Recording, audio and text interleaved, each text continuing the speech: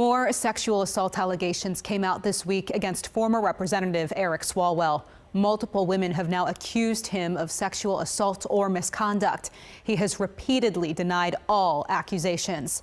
Last Sunday, Swalwell dropped out of the governor's race. He was seen as a frontrunner for the Democratic Party. On Monday, he announced his resignation from Congress. On Tuesday, Lana Drews came forward during a press conference in Beverly Hills, accusing Swalwell of drugging and raping her in 2018. I spoke with her attorney, Lisa Bloom. Here's our conversation. So just catch us up to speed. Since the press conference earlier this week with your client, Lana Drews, what has happened since? Well, I'm very proud to represent the brave Lana Drews. Right after the press conference, we went to the sheriff's station in West Hollywood, which is the appropriate jurisdiction for her complaint. We sat down with the detective there and a couple of other deputies. She answered all of their questions, provided some evidence, and they then took it under submission to investigate. They asked us to return for a follow-up interview. It's now been escalated to the Special Victims Unit and an attorney from the district attorney's office. So we returned yesterday with these new folks, and Lana again went through the whole story, answered all of their questions, provided evidence. She has some additional evidence she needs to get out of a storage unit. There are some additional witness names, people she talked to after the incident. So we are following up with all of that, fully cooperating with the sheriff's investigation. And at this point, I mean, just given that, would it be fair to say that you think law enforcement is taking this seriously? Oh, absolutely. I mean, you know, they have raised it up to a higher level. They're taking a great deal of time, and there's no question in my mind they're taking it very seriously. After your press conference, Eric Swalwell's attorney came out and told News Nation in an interview that regret is not rape. I'm wondering what Lana's reaction to that was after she saw that, if you know. Well, she didn't say anything about regret in the press conference, so I'm wondering if that's just a canned answer that the attorney gives in any rape case. In fact, Eric Swalwell himself said that he made errors in judgment. He hasn't specified what they are, but we agree he definitely has made significant errors in judgment in his life. He also said that this was a matter between him and his wife, which really doesn't make any sense when you're accused of serious sexual assault of a third party. So he and his attorney are kind of all over the map. We appreciate the many hundreds of people who have reached out in support and offered, you know, just praise and kindness to Lana. As Eric Swalwell has denied her claims of the other women who came forward alleging sexual harassment or rape, I mean, he's pointed to the timing of all of this as being politically motivated. How would you respond to that? Well, I mean, that's just amusing because I'm a lifelong Democrat. Had this all not come out, I probably would have voted for Eric Swalwell. So to say that this is politically motivated when you're dealing with, you know, progressives, Democrats, and my law firm, that really doesn't make a lot of sense. You know, what else you got, Eric Swalwell? He's still floundering around for some kind of explanation. I know you said earlier this week in the press conference that 3 other women reached out to you. I mean, is it possible that others at this point have? Like, how many people so far have you heard from?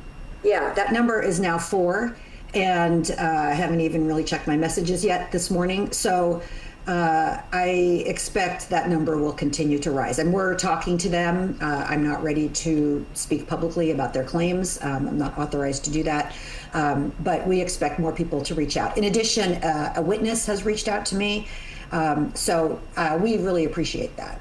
Do you expect the victim or the victims or the possible witness, any of these people to speak publicly, or at least the chances of that as you're gauging this? I really don't know. You know, that's up to them. That's not something we would ever push somebody to do. It's entirely their choice. But talking confidentially to us, of course, for free, is the first step so that we can gather information and help Lana. We did reach out to Swalwell's attorney, Sarah Azari. She declined to come on the show. Now, Drew's claims follow several other women who came forward, including a former staffer who says Swalwell sexually assaulted her twice when she was too intoxicated to consent. On Monday, the House Ethics Committee launched an investigation into those allegations specifically, but hours later, Swalwell resigned from Congress. And now, because of his resignation, the committee cannot investigate. Now, the committee says change is needed when it comes to the reporting process overall. I spoke with top Democratic member of the House Ethics Committee, Walnut Creek Representative Mark DeSaulnier. Here's part of our conversation. There's been a lot of talk this week that the ex-congressman's behavior was apparently well known at the Capitol. I mean, had you heard of the congressman behaving inappropriately before the allegations came out last week? No, and as you probably know, his district is right next to mine, south of mine. We both represent East Bay and the Bay Area districts. So, yeah, I am shocked, and I am surprised, and then I am shocked. I didn't hear this. I mean, clearly, other people who knew him much better than I didn't hear it. But yeah, he hid this part of himself from a lot of people. And just confirming, I mean, your committee had never, I don't know if you're able to say, received reports about him. I mean, because apparently among staff, again, these are just allegations, but some of this was known. I can't talk about things within the committee's jurisdiction that we've investigated.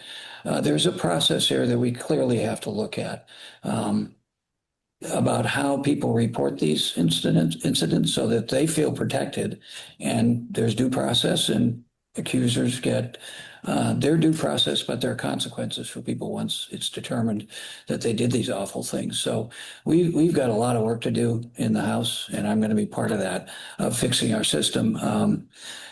A lot of us thought we had done a lot of work. I'll point to my former colleague, Jackie Spare, who's a good friend who led these efforts here in the legislature on similar sexual harassment, but we clearly haven't done enough. What specifically do you think then should be done? I think the very specific thing is, in terms of preventing these in the future, is that we really have to look at making sure that staff feel like, first of all, that we make sure members understand that these things are going to have consequences. That's probably first. That is first. And then second, that staff feel comfortable in coming and reporting them. So that they're protected. The fact that what I've read and since I've seen other cases and other levels of government is a victim is afraid to report it. A woman is afraid to report it. Well, as a man, I want to support women being able to report when they've been assaulted and feel comfortable with that and know that they're protected. So we have to work on that. And the system we have now is not working.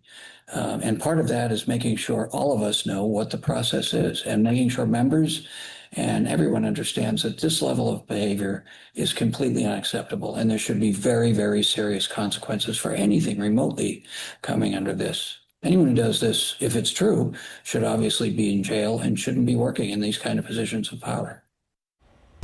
My full conversations with attorney Lisa Bloom and Representative Mark DeSaulnier are available on CalPolitics360.com.